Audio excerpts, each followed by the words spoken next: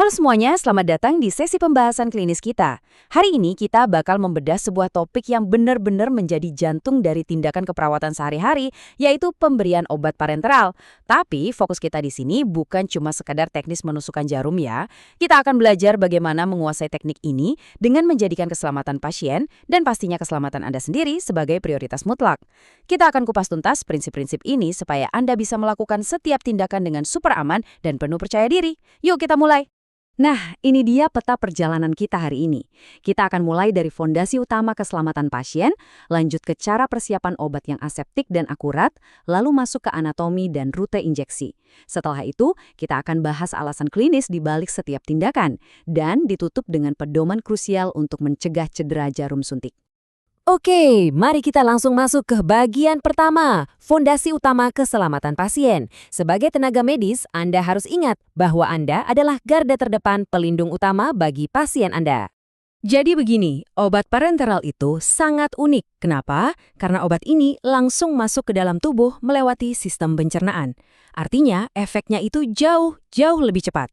Dan karena hal inilah, sama sekali tidak ada ruang untuk kesalahan. Nol toleransi. Kepatuhan ketat pada prinsip 6 benar. Benar pasien, benar obat, benar dosis, benar waktu, benar rute, dan benar dokumentasi itu benar-benar harga mati. Anda juga wajib memastikan riwayat alergi pasien dan menjaga sterilitas secara absolut. Dan pastinya, teruslah berkomunikasi dengan pasien untuk memantau respons mereka. Sekarang, kita beralih ke fase persiapan. Ingat ya, keselamatan itu gak cuma dimulai saat jarum menyentuh kulit, tapi sudah dimulai jauh sebelum itu, tepat di meja tempat Anda menyiapkan obat. Kalau kita perhatikan perbandingan antara ampul dan vial, keduanya punya tantangan aseptik yang beda banget. Vial punya penutup karet kan? Nah, aturan emasnya adalah Anda wajib mengusap karet itu dengan antiseptik sebelum menusukkan jarum supaya bakteri nggak ikut masuk ke dalam botol. Beda cerita dengan ampul kaca yang sifatnya sekali pakai. Di sini tantangan kita adalah pecahan kaca.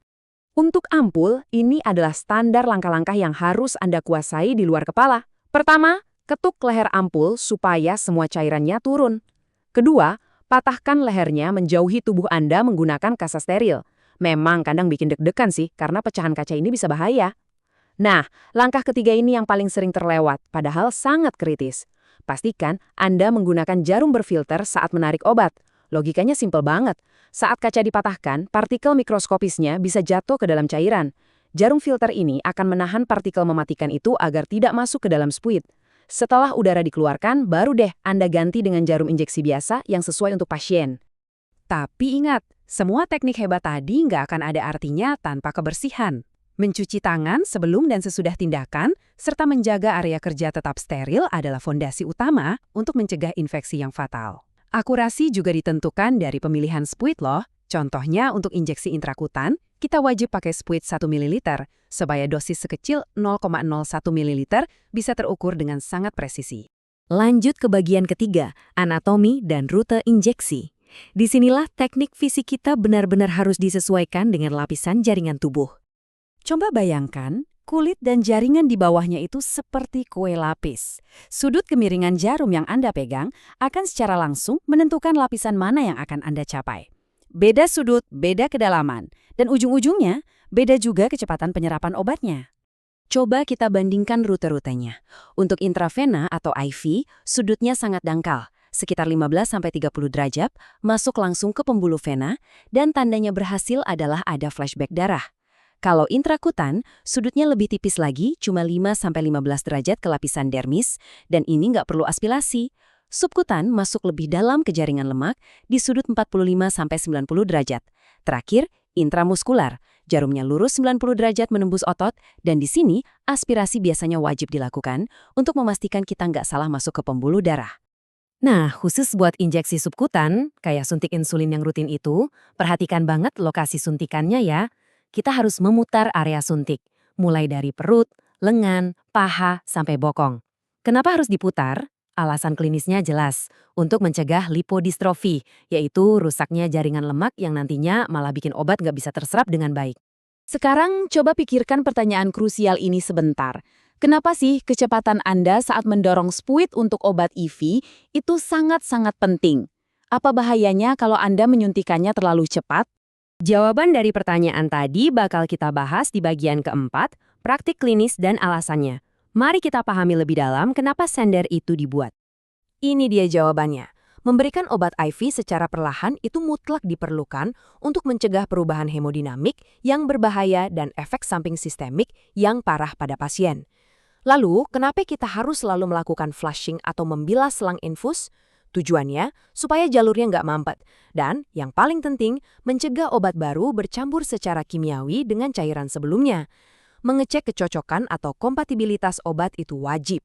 Kalau obat yang nggak cocok, bahan kimianya bisa menggumpal langsung di dalam selang atau pembuluh darah pasien. Benar-benar fatal. Makanya, ini langkah beruntun yang nggak boleh di-skip. Pertama, cek kelancaran jalur infus.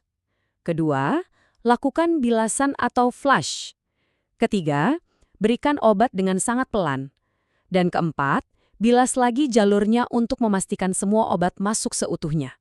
Kalau Anda melewatkan satu saja dari langkah ini, sama saja Anda mengorbankan seluruh sistem keselamatan pasien. Oh ya, ada satu teknik menarik nih untuk intramuskular. Namanya metode Z-Track.